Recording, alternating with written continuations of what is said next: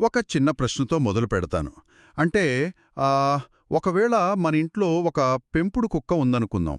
దానికి అకస్మాత్తుగా జబ్బు చేస్తే మనం ఏం చేస్తాం? మ్మ్.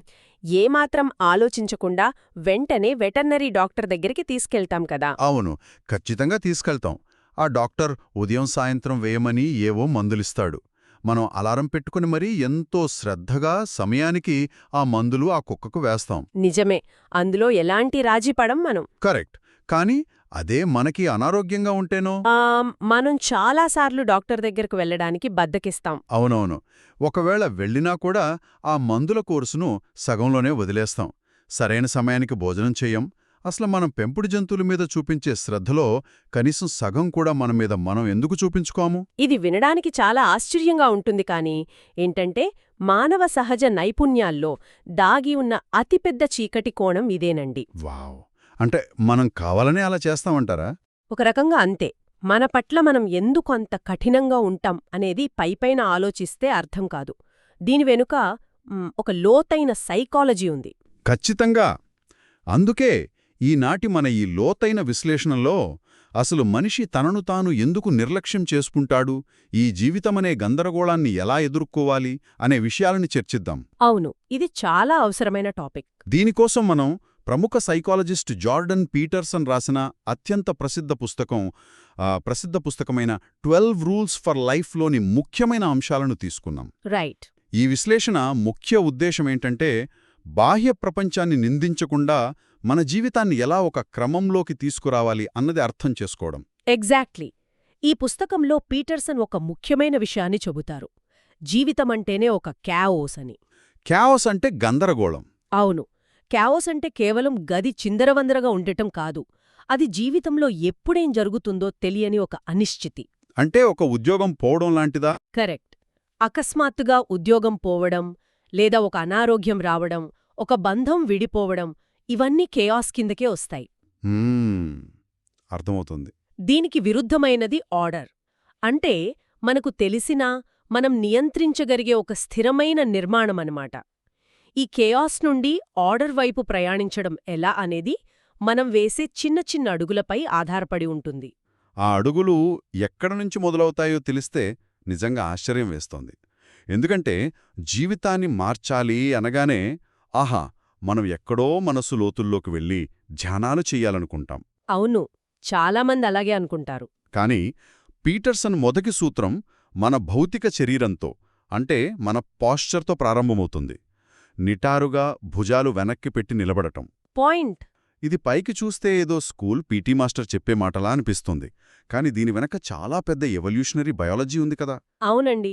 పీటర్సన్ ఇక్కడ లాబ్స్టర్స్ అంటే సముద్రంలో ఉండే ఎండ్రకాయల ఉదాహరణ తీసుకుంటారు. ఓహో, లాబ్స్టర్స్ మనుషులకి వాటికి సంబంధమేంటి? ఆ మనుషులకు మరియు ఈ సముద్రపు జీవులకు మధ్య పరిణామ క్రమంలో సుమారు 350 మిలియన్ సంవత్సరాల క్రితం ఒకే మూలం ఉండేది. వావ్, అంత పాతదా? అవును. అయితే ఈ లాబ్స్టర్స్ తమలో తాము పోరాడుకున్నప్పుడు ఓడిపోయిన జీవి యొక్క మెదడులో సెరోటోనిన్ అనే రసాయనం స్థాయిలు పూర్తిగా పడిపోతాయి. అంటే అవి డిప్రెస్ అవుతాయా? ఒక రకంగా అంతే. అప్పుడు ఆ ఓడిపోయిన జీవి ముడుచుకుపోయి చిన్నదిగా కనిపిస్తుంది. కాని గెలిచిన జీవిలో సెరోటోనిన్ పెరిగి అది మరింత ఆత్మవిశ్వాసంతో పెద్దదిగా విస్తరిస్తుంది. ఓహో, అంటే సెరోటోనిన్ అనేది కేవలం మనుషుల్లో మాత్రమే కాదు, ఆ జీవుల్లో కూడా ఒక హైరార్కీని నిర్దేశిస్తుందన్నమాట. ఖచ్చితంగా. మన మెదడు కూడా సరిగ్గా అలాగే పనిచేస్తుంది. అంటే మనం భుజాలు దించేసినప్పుడు? ఎగ్జాక్ట్లీ. మనం వంగిపోయి తలదించుకుని నడుస్తున్నప్పుడు మన మెదడు దాన్ని ఎలా అర్థం చేసుకుంటుందంటే, ఓహో, మనం ఓడిపోయాము, ఈ సమాజంలో మనం చాలా అట్టడుగు స్థాయిలో ఉన్నాము అని ఫిక్స్ అయిపోతుంది. అప్పుడు సెరోటోనిన్ తగ్గిపోతుంది. అవును. వెంటనే మెదడు సెరోటోనిన్ ఉత్పత్తిని ఆపేస్తుంది. దాంతో మనం నిజంగానే డిప్రెషన్లోకి వెళ్ళిపోతాం. కాని మనం నిటారుగా నిలబడినప్పుడు మనం బలహీనులం కాము అనే సంకేతం మెదడుకు వెళ్తుంది. వావ్! అంటే అదొక ఫీడ్బ్యాక్ లూప్ అన్నమాట. అవునవును. మన ఆలోచనలు మన శరీరాన్ని ఎంతలా ప్రభావితం చేస్తాయో మన భౌతిక స్థితి కూడా మెదడును అంతే ప్రభావితం చేస్తుంది. ఇది నిజంగా అద్భుతమైన విషయం. అంటే కేవలం భుజాలు వెనక్కి పెట్టి నిలబడటం ద్వారా ఆ కెమికల్ రియాక్షన్స్ని మార్చగలం. సరే, ఈ భౌతిక స్థితిని సరిదిద్దుకున్న తర్వాత నేను నా మొదటి ప్రశ్న దగ్గరకొస్తాను. అదే పెంపుడు జంతువుల ప్రశ్న కదా. అవును. మనం వాడే స్మార్ట్ ఫోన్ బ్యాటరీ 20% కంటే తగ్గగానే కంగారుపడి ఛార్జింగ్ పెడతాం. కానీ మన సొంత మానసిక, శారీరక బ్యాటరీ పూర్తిగా అయిపోతున్నా ఎందుకు పట్టించుకోము? హ్మ్. పీటర్సన్ అంటారు కదా, మనం బాధ్యత వహించే వ్యక్తికి ఎలా సహాయం చేస్తామో మనక్కూడా అలాగే సహాయం చేసుకోవాలి అని. అసలు ఈ స్వీయ నిర్లక్ష్యానికి కారణమేమిటి? ఇక్కడే మానవ మనస్తత్వంలోని ఒక చీకటి కోణాన్ని మనం అర్థం చేసుకోవాలి. అంటే మన స్నేహితుడో పెంపుడు జంతువో తప్పు చేస్తే మనం వెంటనే క్షమిస్తాం. అవును, ఈజీగానే క్షమిస్తాం. ఎందుకంటే వారి లోపాలు, వారి ఉద్దేశాలు మనకు పూర్తిగా తెలియవు. వారి పట్ల మనకొక సానుభూతి ఉంటుంది. కాని మనకు మన గురించి అణువణువు తెలుసు. నిజమే, మన తప్పులు మనకు తెలుసు. కరెక్ట్. మనం ఎప్పుడు అబద్ధమాడామో, ఎప్పుడు బద్ధకించామో మనకు స్పష్టంగా తెలుసు. మన లోపలున్న చీకటి అంతా మనకు తెలుసు కాబట్టే ఉపచేతనంగా మనమీద మనకే ఒక రకమైన అసహ్యముంటుంది. అంటే మనం మంచికి అర్హులం కాదు అనుకుంటామా? ఎగ్జాక్ట్లీ.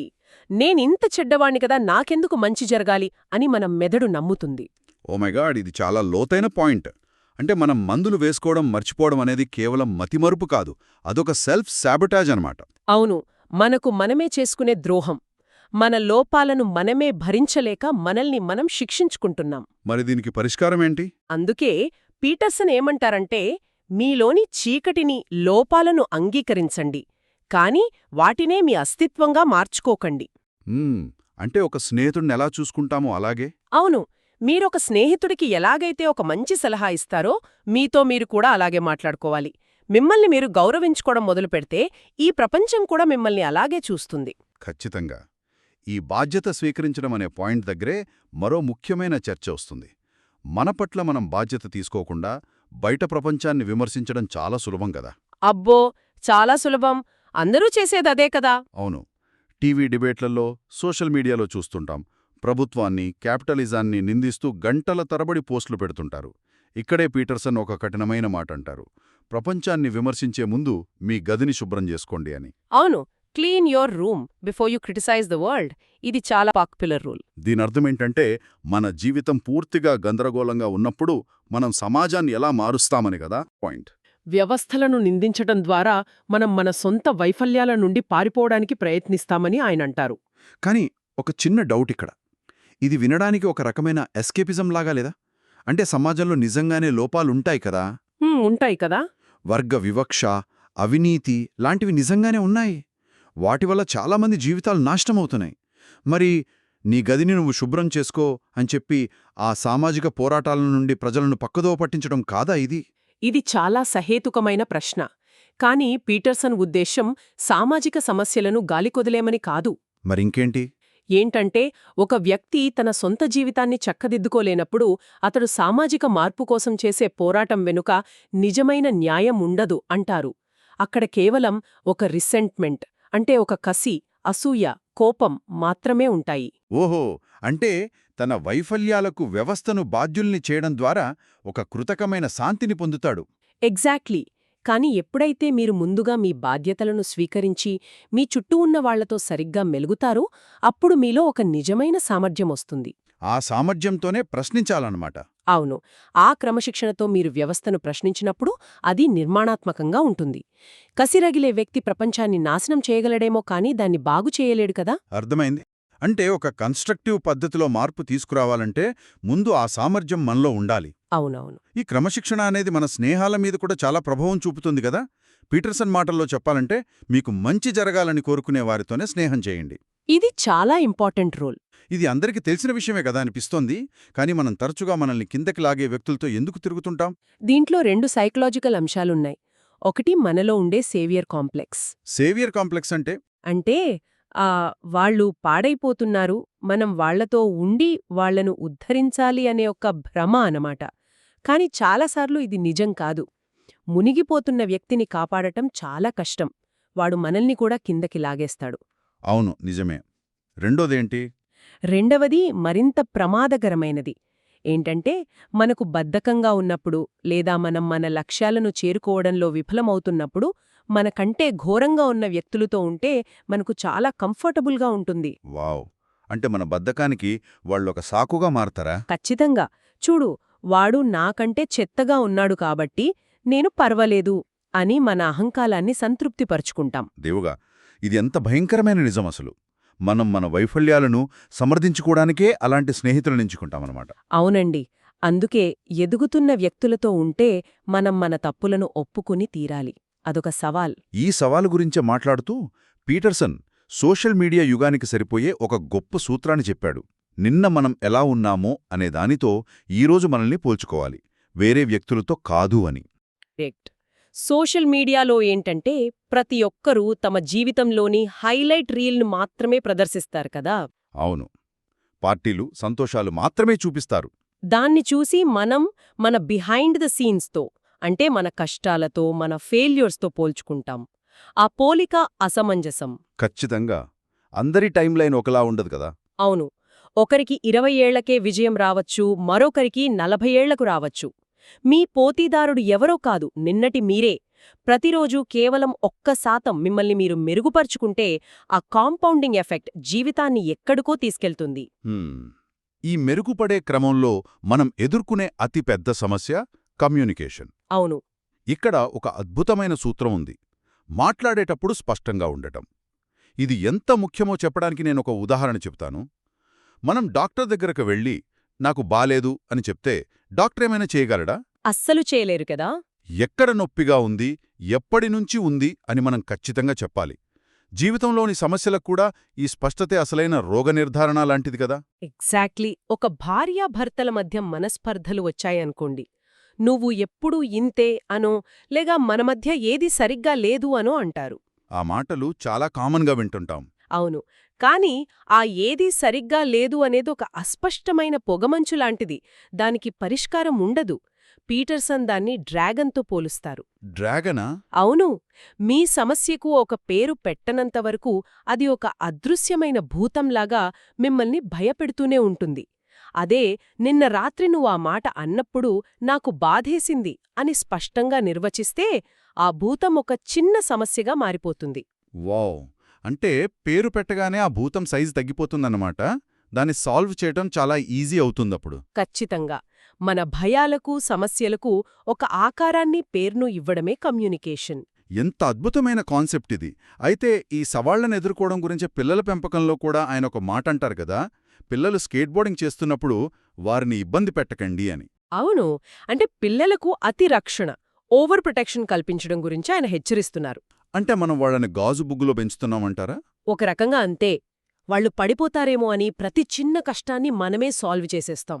కాని అలా చేస్తే వాళ్ళు బలంగా తయారవ్వరు. స్కేట్బోర్డింగ్ చేసేటప్పుడు ప్రమాదం ఉంటుంది, పడిపోతారు, దెబ్బలు తగులుతాయి. కాని ఆ దెబ్బలే వారికి బ్యాలెన్స్ నేర్పుతాయి. జీవితంలో అసలైన భద్రత అనేది వాళ్ళని కష్టాల నుండి దాచిపెట్టడంలో లేదు, ఆ కష్టాలను ఎదుర్కొనే సామర్థ్యాన్ని వాళ్లలో పెంచడంలో ఉంది. అంటే సవాళ్లను స్వచ్ఛందంగా ఎదుర్కోవడం అనేది మనిషి ఎదుగుదలకు చాలా అవసరమన్నమాట. ఈ స్వచ్ఛందంగా కష్టాన్ని ఎంచుకోవడం గురించే మనం ఎక్స్పీరియంట్ మరియు మీనింగ్ఫుల్కి మధ్య ఉన్న వ్యత్యాసం మాట్లాడుకోవాలి. అవును, ఇది చాలా ఇంపార్టెంట్ పాయింట్.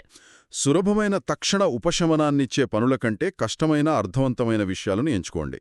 ఫోన్ స్క్రోల్ చేసుకుంటూ కూర్చోవడం ఎక్స్పీరియంట్, కానీ ఎక్స్పీడియంట్ అంటే కేవలం బద్ధకం మాత్రమేనా? కాదండి. ఎక్స్పీడియంట్ అనేది అదొక బాధ్యత నుండి పారిపోవటం, ఆ క్షణానికి ఎదురయ్యే ఒక చేదు నిజాన్ని దాటవేయడం. ఉదాహరణకు, ఇప్పుడు ఆఫీస్లో బాస్ నుంచి తప్పించుకోవడానికి ఒక అబద్ధం చెప్పడం ఆ క్షణానికి సులభం, కానీ దీర్ఘకాలంలో అది మీ క్యారెక్టర్ను నాశనం చేస్తుంది. కష్టమైనా సరే నిజం చెప్పడం అనేది మీనింగ్ఫుల్. అంటే నిజమనేది మనల్ని బలంగా ఉంచే ఒక ఆయుధం. అవును. వాస్తవికతతో సంబంధం లేకుండా అబద్ధాల మీద నిర్మించే జీవితం గాలివాటానికి కూలిపోయే పేకమేడలాంటిది. సరే, ఇదంతా వింటుంటే జీవితమంటే కేవలం క్రమశిక్షణ, సవాళ్లు, బాధ్యతలు తీసుకోవడం, ఇదంతా చాలా బరువుగా అనిపించడం లేదా? జీవితంలో ఒక ఆనందం అనేది ఉండదా? అందుకే ఆయన తన 12వ నియమాన్ని చాలా అందంగా ముగిస్తారు. వీధిలో పిల్లి కనిపిస్తే దాన్ని ప్రేమగా నిమరండి అంటారు. ఓ, దీనర్థమేంటి? జీవితం అనేది అనివార్యంగా కష్టాలతో ముడిపడి ఉంటుంది. ట్రాజెడీ అనేది అందరికీ వస్తుంది. కాని ఆ భయంకరమైన చీకట్లో కూడా ఉదయం పూట తాగే ఒక మంచి కాఫీ కావచ్చు, లేదా రోడ్డు మీద కనిపించిన ఒక పిల్లి కావచ్చు, కొన్ని ఆనందాలు ఉంటాయి. ఆ క్షణంలో ఆగి వాటిని ఆస్వాదించాలి. ఎగ్జాక్ట్లీ. ఆ చిన్న చిన్న ఆనందాలే ఈ జీవితపు భారాన్ని మోయడానికి మనకు కావాల్సిన ఓపికనిస్తాయి. చాలా చక్కగా చెప్పారు. మనం ఇప్పటివరకు మాట్లాడుకున్న విషయాలన్నీ ఒకసారి చూస్తే ఇవి శిలాశాసనంలా పాటించాల్సిన చట్టాలు కావు. ఇది కేవలం మన బాధ్యత గురించి, మన ఆత్మగౌరవం గురించి కదా. అవునండి, ఇదంతా ఒక ప్రయాణం. ప్రతిరోజూ మనం నిన్నటి కంటే 1% మెరుగ్గా ఉంటానని తీసుకునే నిర్ణయం. నిజమే. ఎందుకంటే మనల్ని కాపాడటానికి బయట నుండి ఎవరూ రారు. మనం మెరుగైనప్పుడు మాత్రమే మన జీవితం మెరుగుపడుతుంది. ఖచ్చితంగా. గందరగోళం మధ్య కూడా మనం దృఢంగా ముందుకు సాగగలమప్పుడు. రైట్. చివరగా వింటున్న ప్రతి ఒక్కరూ ఆలోచించడానికి ఒక థాట్నిక్కడ వదిలివెళ్తున్నాం. మనం ఇందాక మాట్లాడుకున్నాం గదా, జీవితం ఒక క్యావోస్ అని. ఒకవేళ మనం తప్పించుకోవాలని చూస్తున్న ఈ గందరగోళం కేవలం మనకి ఇబ్బంది కలిగించే అంశం కాదేమో. బహుశా మిమ్మల్ని మీరు కొత్తగా ఆవిష్కరించుకోవడానికి ప్రకృతి మీకిస్తున్న ముడిసరుకే ఆ క్యాయోజేమో. చీకటుంటేనే కదా వెలుగుకు విలువ. ఆలోచించండి. మరో ఆసక్తికరమైన అంశంతో మళ్ళీ కలుద్దాం.